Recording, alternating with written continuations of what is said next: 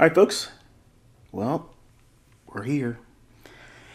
So technically, this is the first teaching. I gave you guys an introduction video, obviously. If you haven't watched that one yet, go to the playlist on my YouTube channel.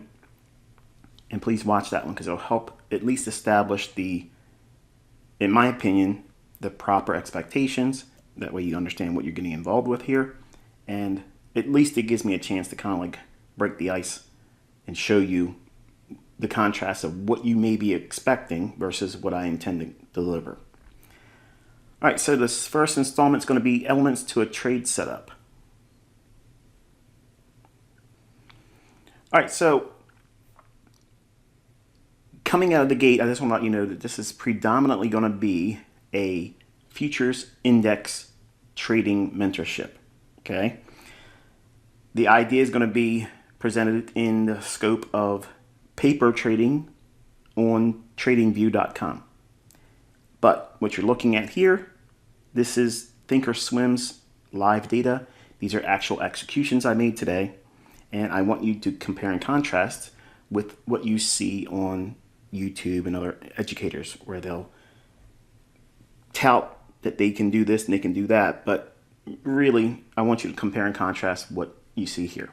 All right, so we're looking at intraday price action for NASDAQ E-mini futures. And this is actually the main focus of this mentorship, okay?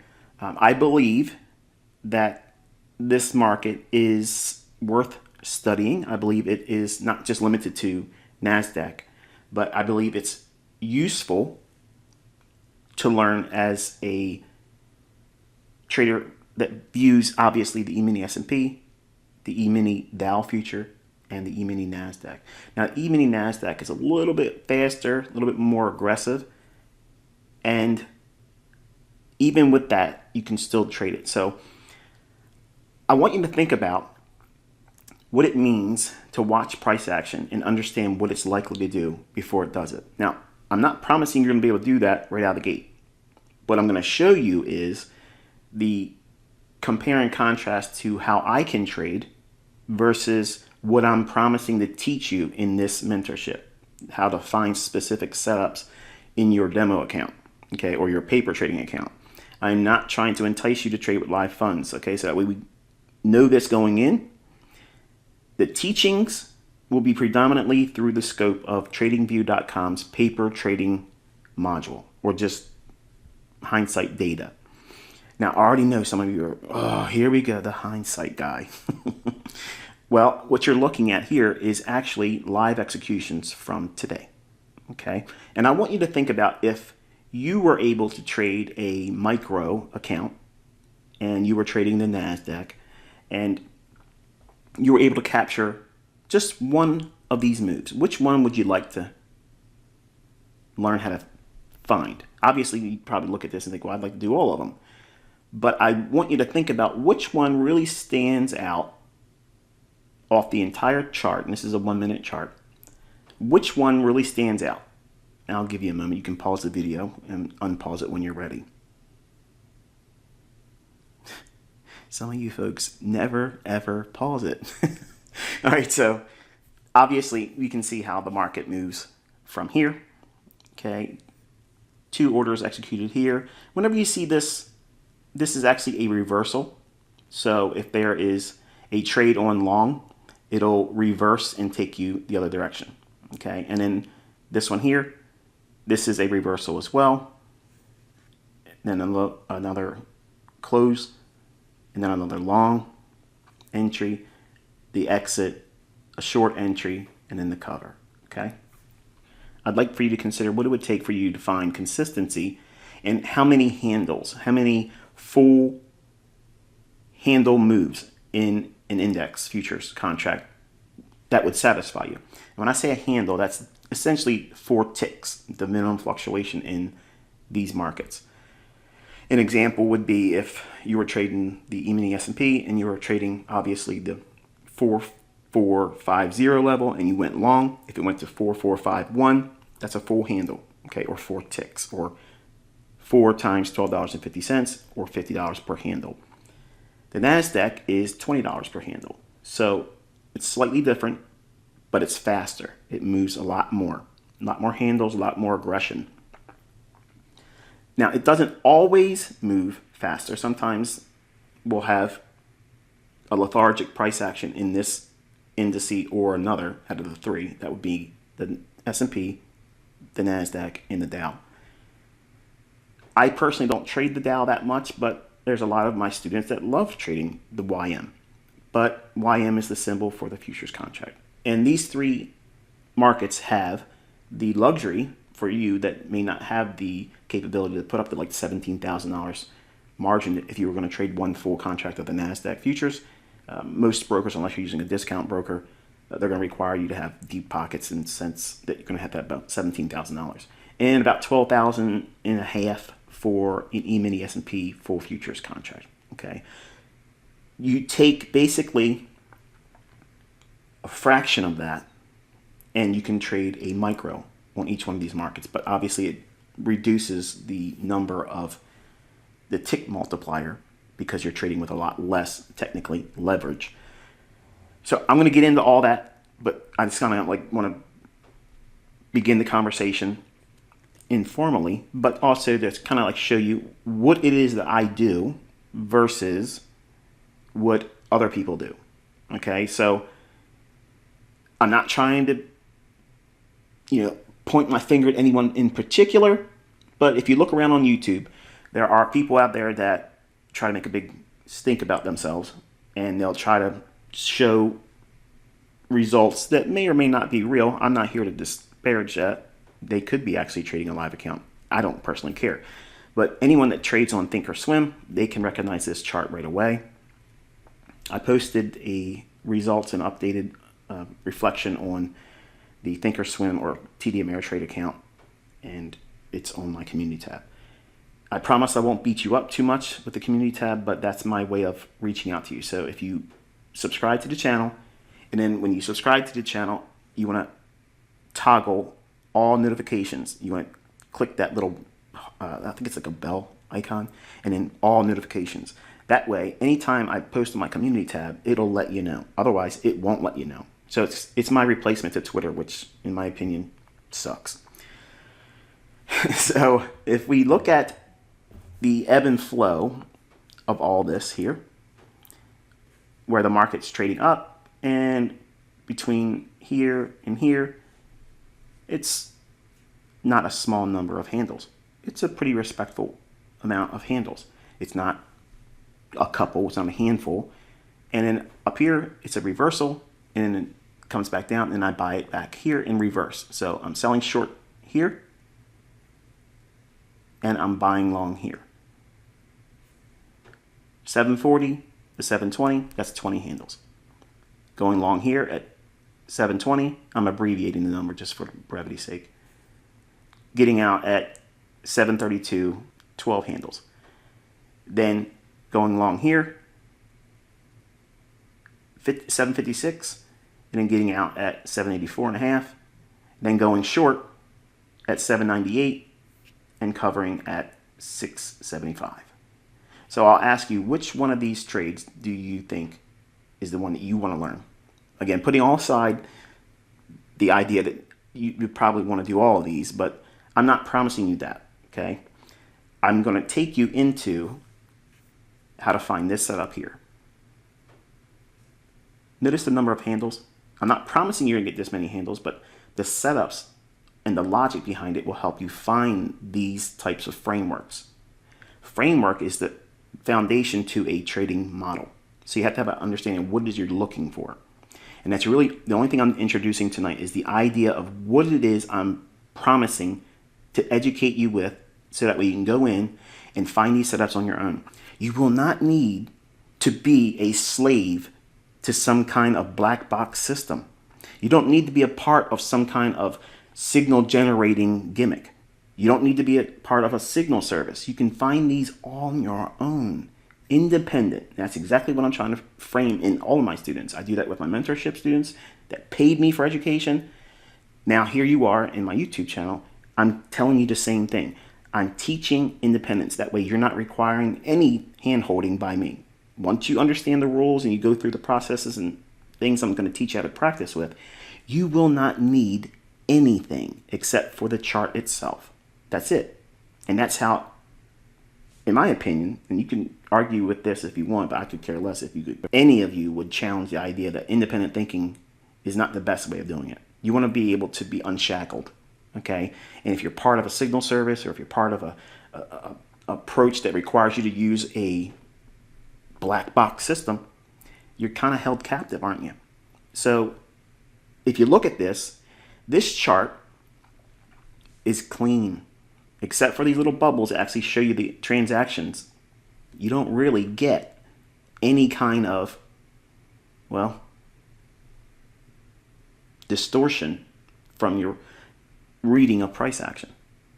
I don't have a lot of graffiti on the chart, okay? But the main takeaway here is I want you to understand that I don't hunt for 3 to 5 handles and consider that legendary, okay? Now, can you be profitable if you take high frequency trades and you do those types of trades? Absolutely, that's what algos do. Algorithms do that.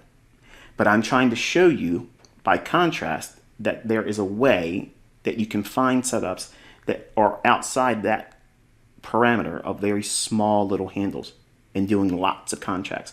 So if you're looking at this here, and this was, say, you're trading, and you're trading a NASDAQ micro account, you're not making a lot of money on these swings, okay? I'm not making a lot of money on these swings, but I'm able to find these swings, and it's not these small little increments, okay? I'm going to teach you skill sets that focus primarily on this, okay? You want to find a nice price leg intraday. I'm not promising you how to buy, sell short, buy, sell short, buy, sell short. That's mine, okay? I'm not teaching that. And then some of you are like, oh, you're a jerk, you're this, you're that, whatever. I didn't promise that. That's why I set the stage in the first introduction video, so that way we know what it is I'm teaching you. If any one of you here don't want to learn how to take this type of trade, you're welcome to not continue and turn this video off and go watch whoever, okay? But I think if you give it a chance, you'll find some amazing things that bring clarity to reading price action. All right, so we're looking at the NASDAQ futures March delivery contract, and this is a TradingView chart. And if you've never used TradingView.com, the way you would pull this symbol up is NQH2022, okay? And this is a weekly chart. And I want you to think about each week before the new trading week begins, preferably on the weekend, okay? The idea is you want to try to get a read on what you think that next weekly candle is going to do. Is it going to go higher or is it going to go lower? You're not trying to predict the close of the weekly candle. That's important, okay? You just want to see, before this weekly candle opened up, all we had was this indecisive candle, okay? Do you think that this candle that would have formed and opened here is more likely to go higher or lower? Obviously, with the benefit of hindsight here, but I can tell you, all of my students know we've been looking for lower prices, and I'll just give you a quick short list as the reasons why. Number one, seasonality. Okay, seasonal tendencies, it tends to go down around this time anyway.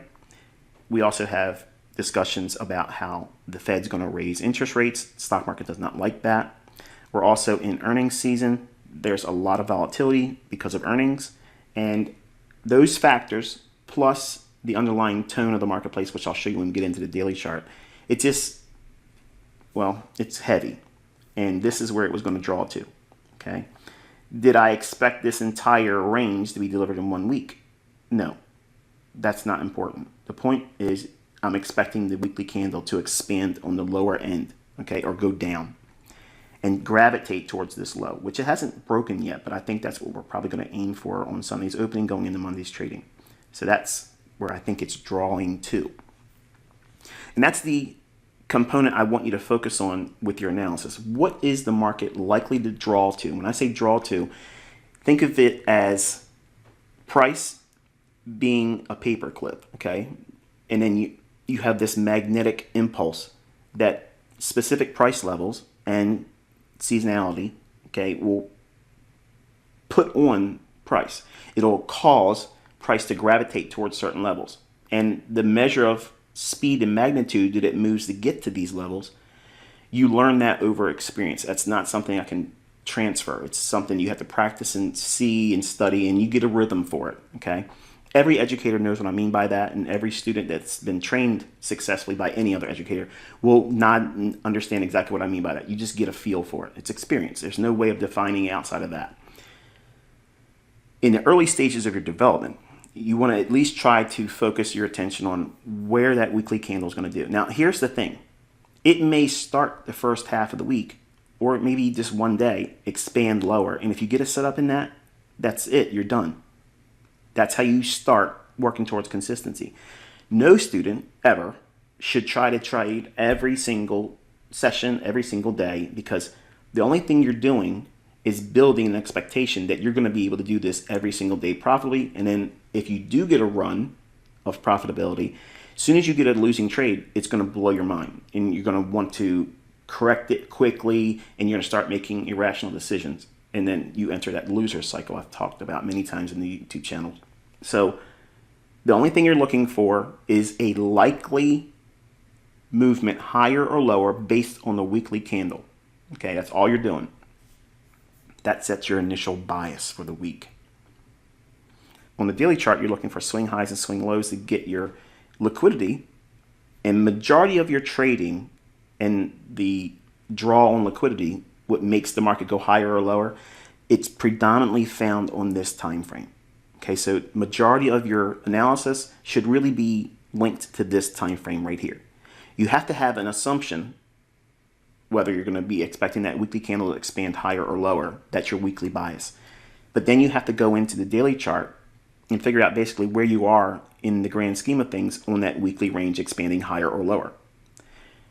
Because we're looking for lower prices and we're looking for weakness, the expectation is we want to see every short-term low, like this would be a short-term low, this will be a short-term low, and underneath those lows is going to be sell stops.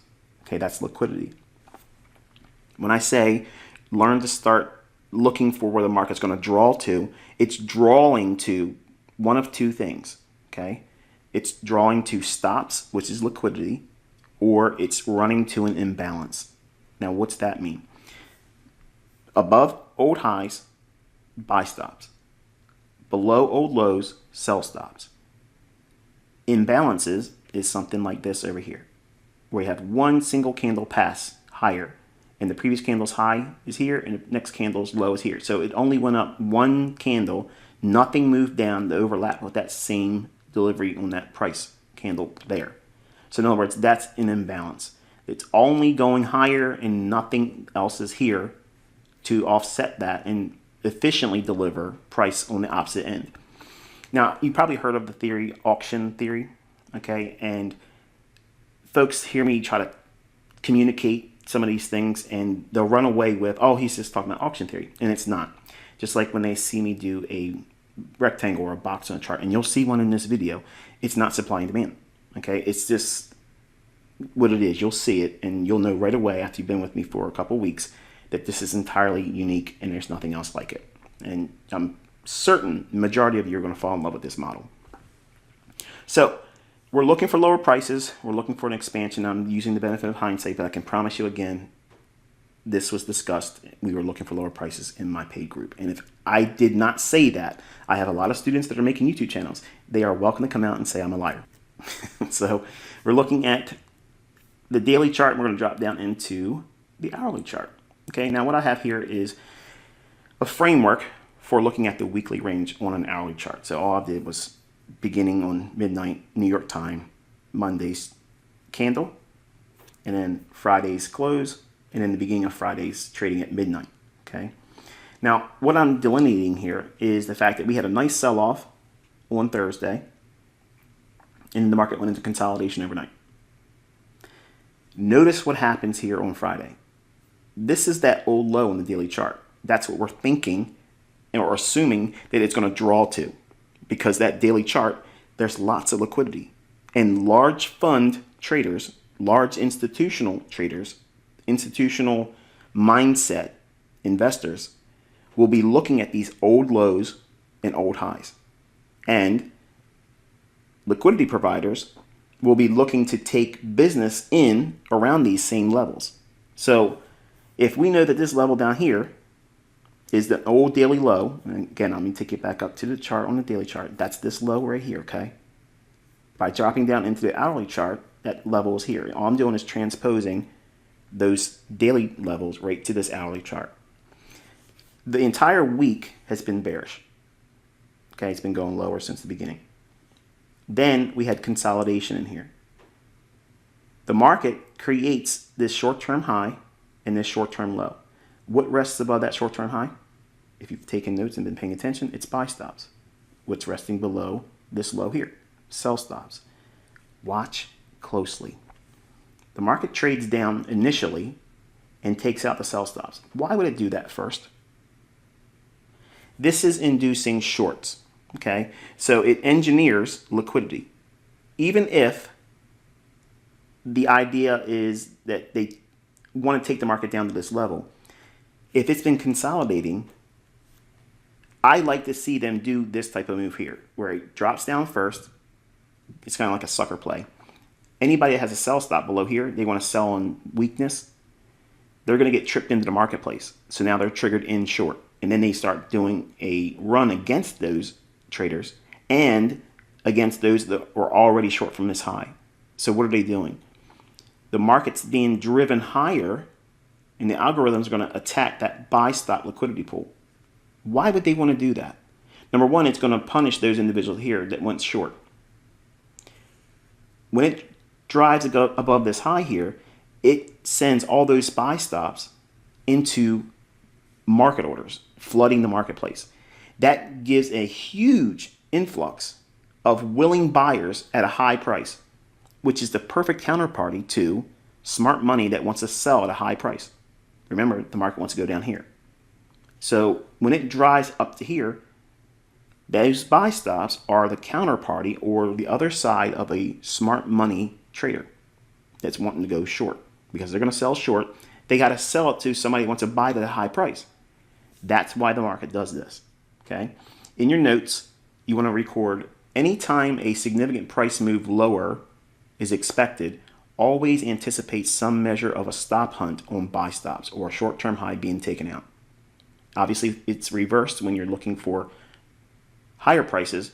Generally, you'll see a short-term low taken out and sell stops taken before you see a very pronounced rally higher.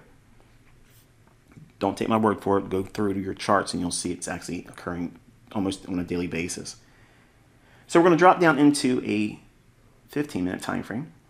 So that same old low level down here, and that high I just mentioned on the hourly chart and the low on the hourly chart is now been defined with a small little line segment.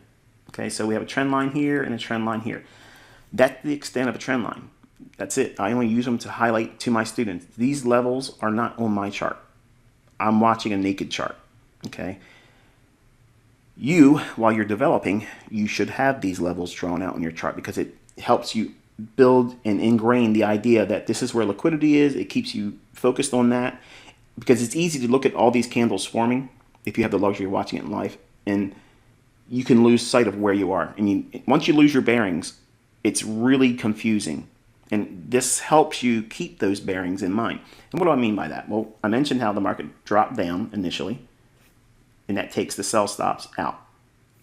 So sell side liquidity has been attacked. Traders are now tripped in going short if they sold on a break, trying to be a breakout artist. And then the algorithms go right back up to an area where it's been cleanly delivered relative equal highs. See how this high here, right before it dropped, is basically the same high here. Notice that? So retail traders see this and they trust it as what? Resistance. So the books always say, put your buy stop, if you're going to go short, right above a clear level of resistance. Well, these levels work for a short period of time, but majority of the time you see this event right here. And this is how I teach my students to go in there and look for those types of events, because what did I just tell you moments ago about looking for significant price moves?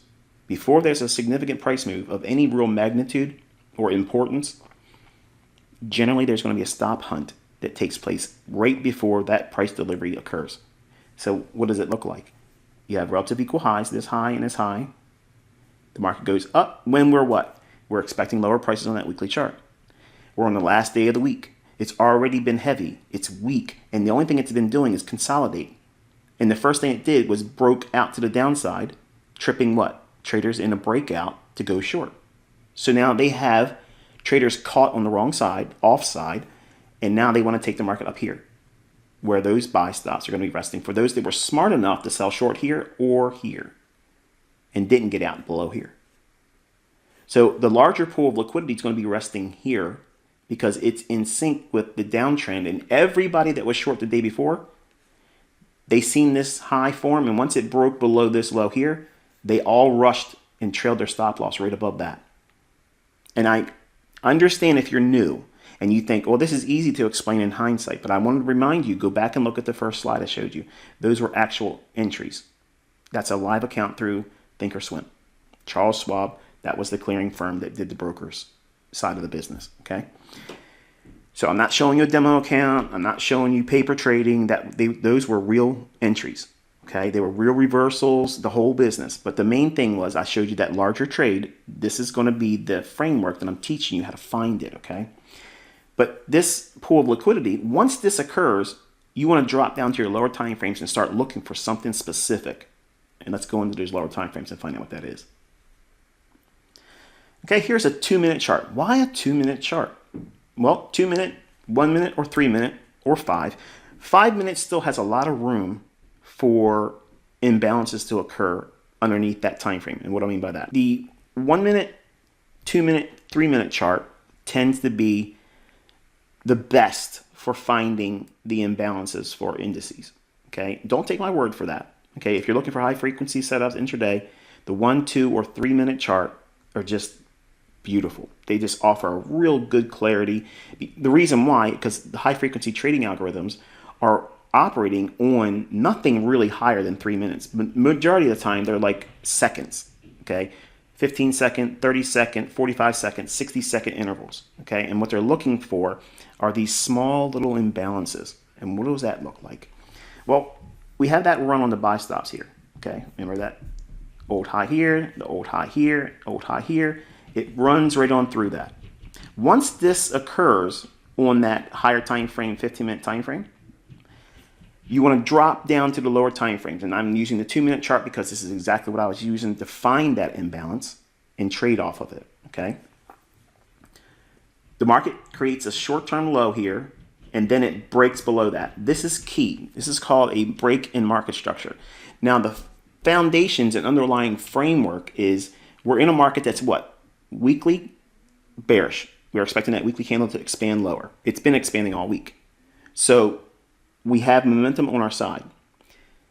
We have a consolidation that's occurred, and we had a pool of liquidity engineered with these relative equal highs, and the market broke out to the downside first, and then they ran on the highs.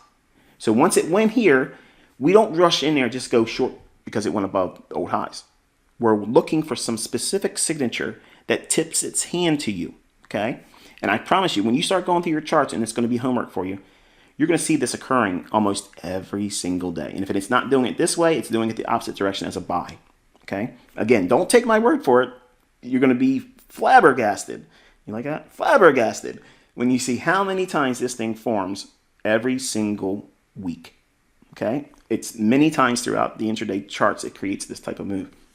But it runs the stops, then we have a short-term low, and then it breaks below it. So now we have a break in market structure, okay? Once this low is broken, you're going to look for this little area here. That's that imbalance I mentioned in the beginning, right? So what's happening is the market's going to go right up inside that area there, and that's where you want to sell. Now, if you don't sell there, you can drop down to a lower time frame 1-minute chart. If this was a 3-minute chart, you can go down to a 1-minute chart and look for that to occur on that time frame as well. And it many times will form if you're looking at a lower time frame, like say this was a 5-minute chart, and you looked at a 1-minute chart, you'd find one down in here. It's a matter of scaling down in your time frames, because once you have an underlying premise to the market now likely to go lower, it becomes an easy thing to look for these types of things. So in your chart, once you're developing this idea and learning it, you're going to highlight this candle's low, this candle's high, and this right here is what I teach my students as a fair value gap. Okay, you don't have those in books. Okay, you don't have any of that kind of stuff out there. It's something I introduced back in 2016, and obviously a lot of people discovered how good it is, and they try to make courses with it. But I'm gonna not touch that right here. But the idea is, once it go up into that imbalance there, and once it does that, as soon as it enters that area, the algorithm that delivers price. Now, some of you may not know what that means, and some of you may not even agree with it. You may think that this is made up or it's contrived. I promise you, if you spend time with this, you're going to quickly come to the conclusion that there absolutely is an algorithm, and it's manipulating the markets every single day, every single tick. It's completely controlled, okay, period. You're led to believe it's buying and selling pressure. Now, if I go back and use that analogy where it went down here first, then go up here, some of you may argue, see, that's the buying and selling pressure. No, it's not. It's liquidity. Now, you may argue and say, well, we're arguing semantics. No, I'm telling you what's going on. This is the logic. This is how these markets book, okay?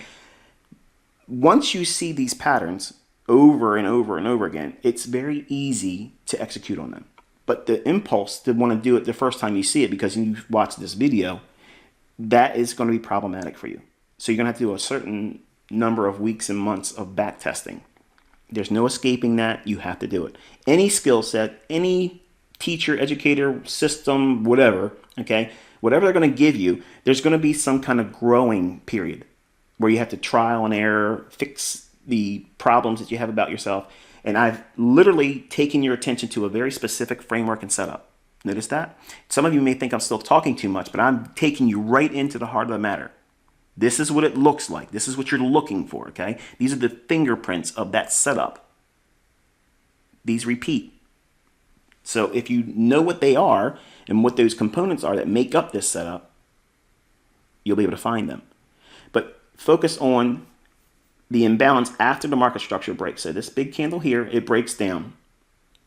Look at the next candle. It opens and trades higher and stops right there. So from this candle's low and this candle's high, when this candle starts trading, as soon as it opens and it runs right up into that, that's a short. You can go right in there, sell short, be done. Now, where's your stop going to be? Well, you can put it above this high here, or you can put it above this candle's high, whichever your risk parameters allow for, okay? If you're trading the micro, which is, again, it's not a lot of money per tick, so the multiplier for that is very, very small. If you trade the larger full futures contract, and if it moves 100 points, and they can do it real quick, it can burn you pretty bad. So you may have the leverage to trade with a discount broker. Okay, you may have the initial margin to trade with a discount broker, but you may not have the wherewithal and the skill set to navigate this market. And that's the only thing I'm trying to provide here as an alternative, because there's a lot of individuals out there that will promote the idea that you can go out there with a discount broker and just clean up. Yeah, if you know what you're doing. But you don't need a discount broker to be profitable. Okay? Looking at this further, we're going to look at the logic in here. And I want you to think about after this forms and you see that as your choice setup or entry. If it starts to move lower, you can still get in it. There's no reason not to think that you can't get in it here or in here. It's close to or in close proximity to where that area is as an entry. Once we take out a low, though, once that occurs, then it becomes a matter of your chasing price. And if you try to get in, especially if you like use a market order, you may see it trade right to this low and say, okay, now I believe it's going to go down. You put a market order and sell short, and then slippage gets you down here. And that creates a larger area of risk that you have to assume, and it's problematic. You want to learn to trust going short when the market's going higher, and that feels scary at first. But once you start seeing this pattern form, it becomes easy to trust it. And in fact, you want to be doing that. You want to be selling short, expecting lower prices right when the candle's going up. And retail traders can't grasp that many times. It's just like it goes against the logic because they think I got to have confirmation. All the books say I have to have confirmation. And that's somebody that's coming in late. That's someone that doesn't know how to read price. They can't really follow it. And usually they're the people that will trade short with additional sell stops. They'll put sell stops below the marketplace, and then that's the momentum entry for them. And it's kind of like a no-brainer. In fast markets, it works. But if you don't know what you're doing, you try to do that in a market that's consolidating or about to reverse, it hands you your backside. Okay, so if you're looking at this framework here, and we've taken the buy stops, we have our entry pattern here, what would you be looking for as a downside objective? Well, I'm going to teach you the liquidity matrix.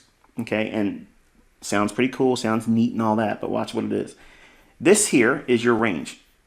This is the low of the day, and this is the high of the day thus far. So if we take that range and split it from the low to the high to get the midpoint, all of this can be determined by a simple 50 level on a Fibonacci. So you drag your fib from this high down to that low or vice versa and have your 50 level highlighted. Then anything above that 50 level, this is referred to from an algorithmic stance as a premium market. It means it's expensive. Now markets can stay in a premium for a while and not go to a discount, which would be below the 50 point. Okay, 50%, anything down here is a discount. If you're bearish, if you're ever going short, you want to look at the previous range. Where are you at inside that range? So when this formed here, that little fair value gap, once that formed, you're thinking, okay, we are in a premium, so algorithms will want to go to a discount.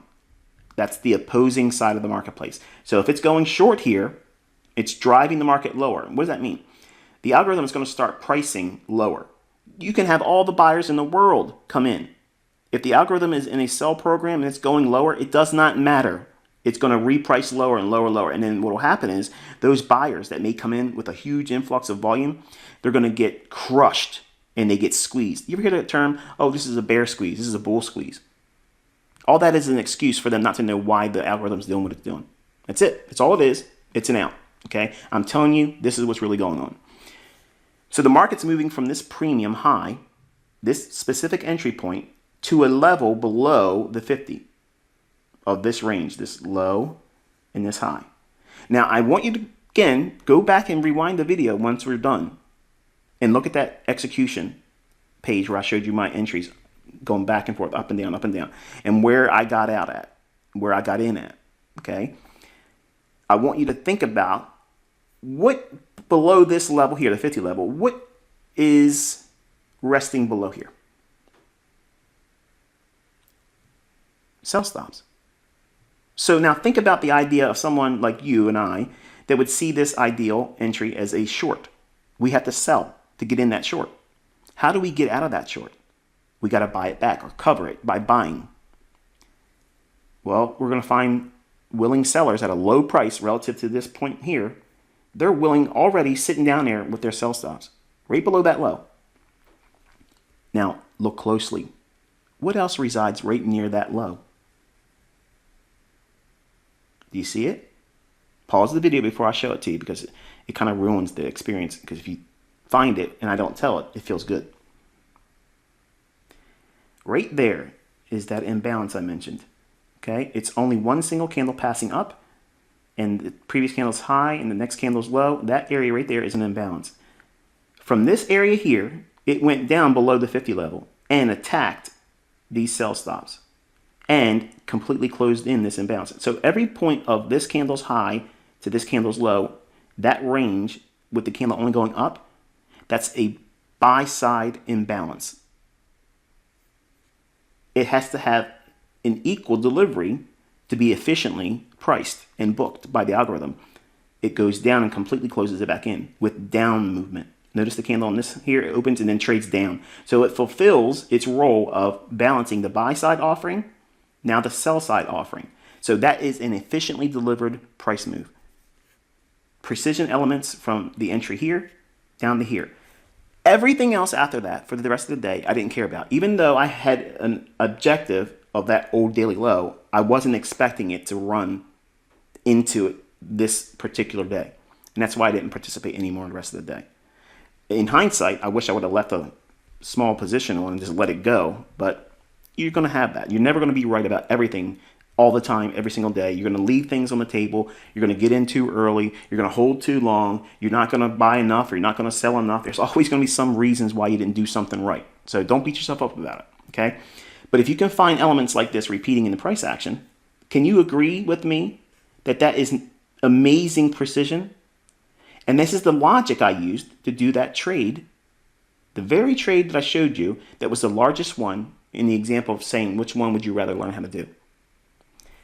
I basically just handed you an ATM machine. Okay? This repeats every single week. Every single week. Now, I want you to count the number of the handles in this move. Let's say you got in at, say you got in at 800, 14,800. It started to go down, you trust it. Okay, we're going to go short. Ideally, you want to enter as it goes into that, but it's going to take time for you to trust that. But let's say you got in at 14,800. If you got out down here, like I did, I exited as it went right to the top of that range, right here. This range here, that's the top of it. Once it went below that, that was it for me. That closed the trade. Is that 5 handles? Is that 10 handles? Is that 20 handles? Is that 30 handles? Is that 50 handles? No. It's over 100 and some. Now, let's assume for a moment that you get good at this. Or I get the inclination that I want to go to some kind of a deep discount broker. And I go in and I do trades like this, and I'm putting on 15 to 25 full futures contracts. What do you think the results are going to be? Yep. So, not everything is going to be easy right away. And you're not going to be able to see these things happen just because you sit in front of the charts. You have to study and you have to practice. And by experience of looking at old moves and watching real price action as best as you can. If you can't watch it live, TradingView has a replay button where you can watch the candles kind of form, but they're a little stilted because it's not completely painting the candle, okay? And you can't practice with entering like that. You can only just study how price moved and gravitated towards certain levels. It's the best thing you can have. If you at least consider doing that much, that's good. But if you really want to take it to the next level and say you're running a business or if you're going to school or you have a job and you can't watch the time frame around the opening of the index futures. And I like watching it around 8:30 in the morning, New York local time, to 11 o'clock. There's usually a setup in there that I'm going to be able to find. Obviously, you've seen I did multiple setups and executions today, but the point is this: that's like that sweet little spot in the morning that I focus on. I teach that in this YouTube channel. I teach it in my paid mentorship group. So you're getting real stuff here. It's not something that was contrived. I didn't just make it up because this day worked out in my favor. My students recognize these things also, and these are simple elements that repeat. What you're looking for is a run on liquidity, buy stops or sell stops. If you're bearish, you're looking for buy stops to be ran. Then a break in market structure, lower, a short-term low being broken. That's what it looks like right here. Short-term swing low. We have a candle high. A candle higher to the left with its low here. Then you have the low of this candle, and the next candle's higher low than this one. So you have a swing low formed. If you have that, and then you have a break below that, if it happens that creates a gap like this, that's what you're looking for. When it trades up into that, you can go short. Or if you want to use sell stops, you can use a sell stop in this candle here. And this, let it trip you in, and then use the high of that candle as your stop. That may be too wide for you, but I mentioned the logic around this is you're using a micro. Okay, micros aren't that big of a deal. It's not a lot of money. Okay, you're not risking a full futures leverage. It's very, very small. So if you're looking at these types of setups and you can find them forming repeatedly over and over and over again, and you study them, you're going to see that you don't need to get these little 5 handle moves, these little 10 handle moves. You can make a living doing that. Don't get me wrong. I'm not trying to say that people cannot be profitable and wildly profitable. But when you learn how to do something like this, and you're able to pull down this number of handles, and then you have sound money management, nothing compares to it, folks. These are the things that I use when you watched when I was on Twitter and I ran up the demo accounts really high. These are the types of setups I was using. These types of setups, and as the account grew, it was more demo account leverage. Well, I'm not using a demo account right now. I'm showing you with a Thinkorswim. And anybody that knows Thinkorswim, when I'm showing you those screenshots, the paper trading shows as orange. Everything on that page is orange. When it's a live account, it's green. Okay? Also, here's the rub. With a demo account, it's just demo. Okay? I'm not trying to promote the idea that you're going to get rich. Notice that account hasn't gone bonkers. It hasn't ran up to $1 million, because this mentorship is to hopefully inspire you to pick up a skill that, if you deem it useful and you decide at your own discretion and your own timing, and you assume that risk on your own, because I'm not going to tell you to do this, if you decide to get really good at this and you put money behind it, that's a skill set that could, I'm not promising, but it could alleviate some of the problems with what I believe is coming in terms of financial hardship, not just in America, but everywhere. Jobs are getting harder and harder to have. The economy's a mess. So how do we answer that? How do we get another income stream coming in? This is, in my opinion, this is one of the ways that you can at least investigate the idea of doing it. All right, so I'm going to give you some homework in closing. I want you to go through all of the E-mini futures contract charts, okay? Just like I showed you here. These time frames, go back and look at the presentation and see what the time frames I gave you. Listen to what I gave you in terms of audio commentary. That is enough. In fact, I gave you a ton. And it may have your head spinning if you're brand new to me, or if you're brand new to technical analysis or trading. You may feel like, man, this is too fast. Do not send me an email. I promise you the lessons I have planned will help eliminate and answer majority of the things you're going to ask. Just try to study and keep up with the pace that I'm going to put you through, which isn't going to be all that bad. But as we progress deeper into the teachings, many of the questions that are going to come up, or when you start going into the homework assignment, where you're looking at old data, an intraday chart is anything less than a daily chart. So like a 4-hour chart, that's intraday. 1-hour chart, that's intraday. 5-minute, 3-minute, 2-minute, 1-minute, all those time frames are intraday. What you're going to be looking for are breaks in market structure after a pool of liquidity. Okay, buy stops or sell stops have been taken in an opposing direction of your weekly expected range. In other words, are you expecting higher prices or lower prices on the weekly range? So if you're looking for lower prices, your focus is on a run above an old high. Once that forms, then you're looking for a break in market structure on a lower time frame. Once that occurs and you have an imbalance, that's your trigger.